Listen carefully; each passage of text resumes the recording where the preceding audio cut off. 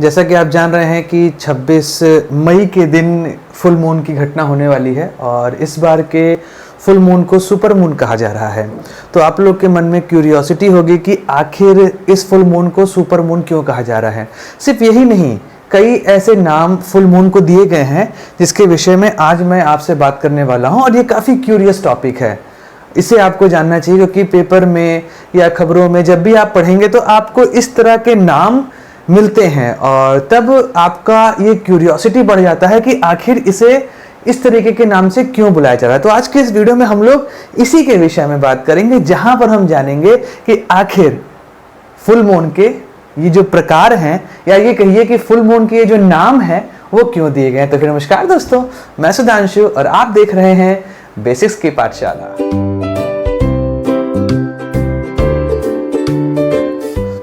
सबसे पहले जान लेते हैं कि आखिर फुल मून किसे कहते हैं। हम ये जानते हैं कि फुल मून एक खगोलीय घटना है और ये हमें पता है कि अर्थ के सापेक्ष जब भी हम चंद्रमा को देखते हैं तो प्रतिदिन उसके आकार में परिवर्तन होता है। इसे हम लूनर फेज कहते हैं। तो जिस समय पृथ्वी से चंद्रमा का वो पूर्ण आकार दिखाई देता है, मतलब टोटल जो चंद्रमा हमें पृथ्वी से दिख सकता है वो पूरे तरीके से प्रकाशमय या इल्यूमिनेटेड होता है, उसे हम कहते हैं फुल मून या पूर्णिमा। हमें यह पता है कि चंद्रमा का रोटेशन मतलब अपने अक्ष पर घूमना, एक्सिस पर घूमना और रेवोल्यूशन पृथ्वी के इर्द गिर्द चक्कर लगाना, ये दोनों समय लगभग समान है। इस वजह से पृथ्वी से चंद्रमा के हर साइड को देख जा पाना संभव नहीं होता है। हम पृथ्वी से केवल चंद्रमा का 57% पार्ट ही देख पाते हैं। तो वो 57% पार्ट जिस दिन पूरे तरीके से इल्यूमिनेटेड होता है उसे हम फुल मून कहते हैं। तो उस फुल मून में जो हमारी घटना होती है उसमें कई तरह के उसको नाम दिए गए हैं। इस पर हम बात करते हैं। सबसे पहले बात करते हैं ब्लड मून की। तो ब्लड मून किसे कहते हैं? ब्लड हम जानते हैं कि ब्लड का रंग होता है लाल। तो होता क्या है कि जिस समय पृथ्वी और चंद्रमा, हम पृथ्वी से चंद्रमा को देखते हैं और सूर्य का प्रकाश जो है वो पृथ्वी से टकराकर चंद्रमा तक पहुंचता है। तो हमें यह पता है कि जब पृथ्वी से टकराकर प्रकाश चंद्रमा तक पहुंचेगा तो हमारे अर्थ का एटमॉस्फेयर है, वो अर्थ का एटमॉस्फेयर स्कैटरिंग फिनोमिना करता है। तो जो ब्लू लाइट होती है वो पूरी तरीके से स्कैटर्ड हो जाती है। तो होता क्या है कि ब्लू लाइट तो अर्थ के एटमॉस्फेयर में स्कैटर्ड हो गई, केवल रेड लाइट ही पहुंच पाती है कहां पर? मून तक। वो रेड लाइट जब मून पे पहुंचती है तो वो रेड कलर का इल्यूमिनेटेड होता है, लाल रंग का दिखाई देता है। इस वजह से उसे ब्लड मून कहते हैं। तो जब सूर्य का प्रकाश पृथ्वी से टकराकर चंद्रमा तक पहुंचता है तो केवल लाल रंग का प्रकाश पहुंचता है, रेड कलर का लाइट पहुंचता है। इस वजह से उसे हम ब्लड मून कहते हैं। अब बात करते हैं सुपर मून की। तो हमें यह पता है कि ये हमारा अर्थ हो गया और ये मून हो गया। हम ये जानते हैं कि मून जो है वो इलिप्टिकल पाथ में अर्थ के साइड घूमता है, अर्थ के चारों ओर घूमता है। तो जब इलिप्टिकल पाथ पर घूमता है तो कभी वो अर्थ के बहुत पास होता है और कभी वो अर्थ के बहुत दूर होता है। हमें यह पता है कि जनरली 29.5 डेज लगते हैं चंद्रमा को पृथ्वी का एक चक्कर लगाने में।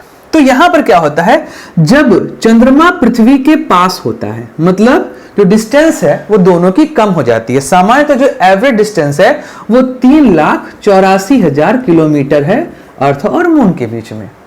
तो जिस समय चंद्रमा पृथ्वी के बहुत पास होता है तो ये डिस्टेंस कम हो जाती है, अप्रॉक्सीमेटली 3,60,000 किलोमीटर ये हो जाती है। इसे कहते हैं पेरिजी। इसका उल्टा केस होता है जब चंद्रमा पृथ्वी से दूर हो जाता है, लगभग ये होता है 4,05,000 किलोमीटर, ये सब किलोमीटर में। इसे कहते हैं एपोजी। तो ये पेरिजी में जब चंद्रमा पृथ्वी के पास आ गया तो उसका आकार जो है शेप है वो नॉर्मली शेप जो होता है उससे बड़ा दिखाई देता है। इस वजह से उसे हम लोग सुपर मून कहते हैं। तो सुपर मून वो घटना होती है जब पेरिजी और फुल मून एक साथ हो जाए और चंद्रमा अपने नॉर्मल शेप से बड़ा दिखाई देने लगे, उसे हम सुपर मून कहते हैं। तो जो हमारा 26 तारीख आने वाला है, इस दिन सुपर मून की ही घटना होने वाली है, इसलिए आप लोग अपने अपने छत पर या मैदानों में जाइएगा और देखिएगा, आपको चंद्रमा सामान्य से बड़ा दिखाई देगा।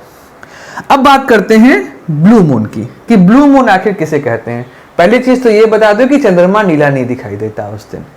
तो ब्लू मून उस घटना कहते हैं जब एक ही महीने में 2 फुल मून हो जाते हैं। हम ये जानते हैं कि चंद्रमा को पृथ्वी का एक चक्कर लगाने में 29.5 डेज लगते हैं। तो जब इसका कैलकुलेशन होता है तो हमें यह पता चलता है कि चंद्रमा पृथ्वी के अराउंड जब लगातार घूम रहा है और वो 12 महीने घूमता जा रहा है, उस कंडीशन में अर्थ के सूर्य के एक चक्कर लगाने के बाद चंद्रमा लगभग 11 दिन पहले ही अपना पूरा जो कोर्स पीरियड है वो पूरा कर लेता है।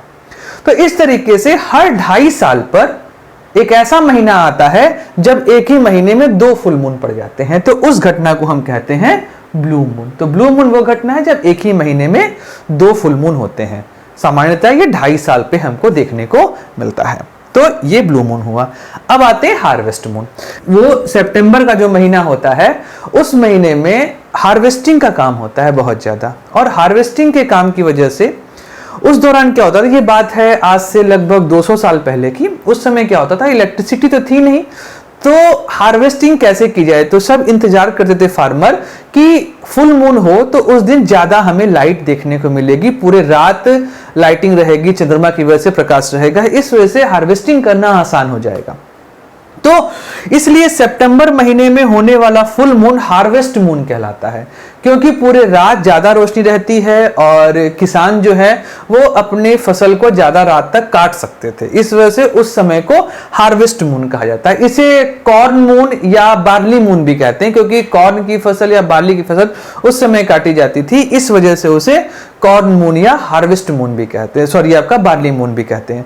तो हार्वेस्ट मून बेसिकली फार्मर की वजह से पड़ा, जब लाइटिंग नहीं थी, लोग चंद्रमा के प्रकाश का उपयोग करते थे अपनी फसलों को काटने के लिए, तो उस वजह से उसे हार्वेस्ट मून कहा गया। तो ये सारी बातें हमने आज जानी फुल मून के बारे में, और कितने तरीके के फुल मून होते हैं। तो इस तरीके की चीज़ों को आप जानते रहिए, क्योंकि ये काफ़ी इंटरेस्टिंग होती हैं। आप रोज़ अपने पेपर में पढ़ते हैं, खबरों में देखते हैं, तो कभी कभी आश्चर्य होता है कि आखिर ऐसा क्यों हो रहा है। तो ये सारी बातें आज मैंने आप लोग को बताई। अगर आपको वीडियो पसंद आया तो आप इस वीडियो को लाइक करिए, चैनल को सब्सक्राइब करिए और इस वीडियो को शेयर जरूर करिए। तब तक हंसते रहिए, मुस्कुराते रहिए और भारत माता की जय गाते रहिए।